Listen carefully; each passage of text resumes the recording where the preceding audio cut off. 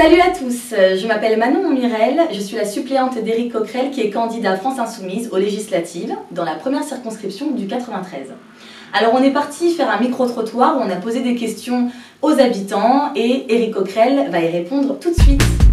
J'ai 62 ans, je suis à la retraite depuis le 1er juillet. Donc quelle est l'importance pour vous de la France Insoumise? Qu'est-ce qu'elle pourrait apporter? La justice sociale. Moi, je voudrais répondre à William qui pose évidemment une première question de fond qui est la question de la justice sociale. Bon, de quoi souffre notre pays en réalité, comme la plupart des pays européens et industrialisés? C'est que depuis 30 ans, on assiste à une captation des richesses toujours plus importante des revenus du travail, quels que soient les revenus du travail, les salaires, les artisans, les commerçants, les agriculteurs, même les petits chefs d'entreprise, vers en réalité les revenus de la finance des actionnaires.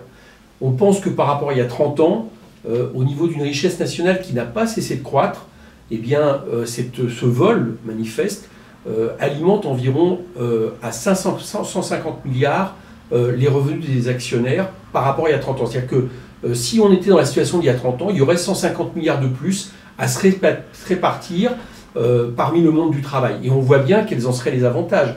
La plupart des gens gagnent peu dans ce pays. Donc, ils consommeraient pour des activités, j'allais dire, des produits nécessaires, de manière, il faudrait évidemment écologiquement responsable, c'est une autre question, on y reviendra, et on aurait donc une économie qui marcherait mieux que celle de cette politique d'austérité qui, en fait, ne cesse de maintenir des profits toujours plus importants au détriment des revenus du travail. Et c'est exactement ce dont parle William. Donc qu'est-ce que propose finalement l'avenir en commun? L'avenir en commun, c'est d'abord de remettre l'argent dans les salaires.